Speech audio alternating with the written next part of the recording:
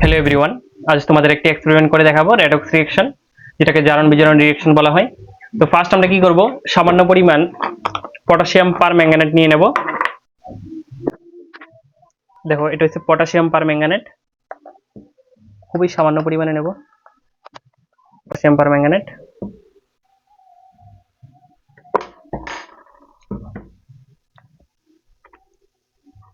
এটার সঙ্গে সামান্য পরিমাণ জল এড করব, ঠিক আছে। তো কালারটার সঙ্গে সঙ্গে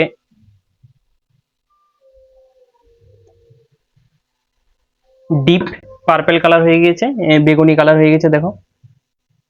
তো অ্যাকচুয়ালি বেগুনি কালারটা কেন হয়েছে, কারণ পটাশিয়াম পার ম্যাঙ্গানেটের মধ্যে মানে কে অ্যামোনোফোরের মধ্যে অ্যামোনোফোর মাইনাস একটি আয়ন থাকে, এটার দরুনে এই কালারটা পার্পল কালার, যেটা বেগুনি কালার হয়েছে, ঠিক আছে। অ্যাকচুয়ালি কে অ্যামোনোফোর একটি অক্সিডাইজিং এজেন্ট, রেডক্স রিঅ্যাকশন করতে হলে একটি অক্সিডাইজিং এজেন্ট প্রয়োজন, ঠিক আছে, আর একটা রিডিউসিং এজেন্ট, ঠিক আছে। দুটোর জন্য অ্যাড করুন তখন তো রেডক্স রিঅ্যাকশন হবে না।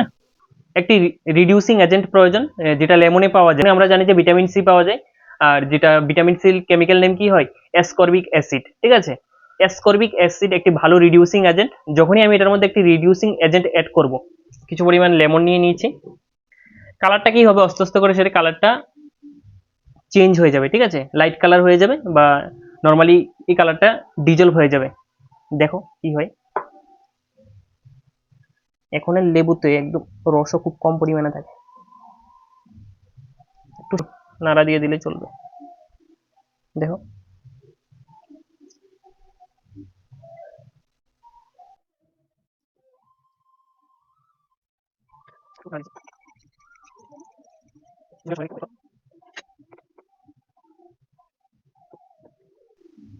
কালারটা চেঞ্জ হচ্ছে আস্তে আস্তে করে।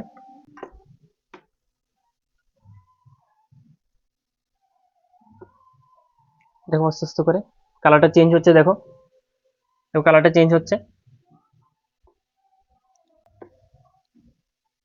অ্যাকচুয়ালি ভিটামিন সিটা একটু বেশি পরিমাণে দিলে ভালো হয়।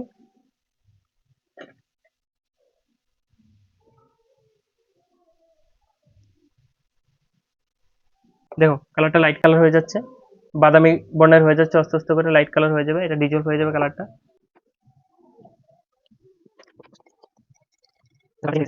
অ্যাকচুয়ালি ফার্স্ট ছিল কি কালারটা, পার্পল কালার ছিল, আর এখন আস্তে আস্তে করে বাদামি কালার হয়ে যাচ্ছে। দেখো কালারটা আরো লাইট হয়ে যাবে।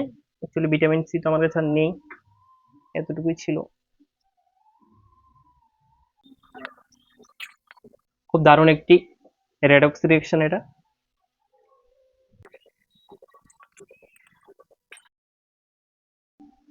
কেমিস্ট্রি জাদু, আর কিছু নাই। তো থ্যাংক ইউ এভরিওয়ান, আশা করি তোমরা বুঝতে পেরেছো কেন হয়েছে।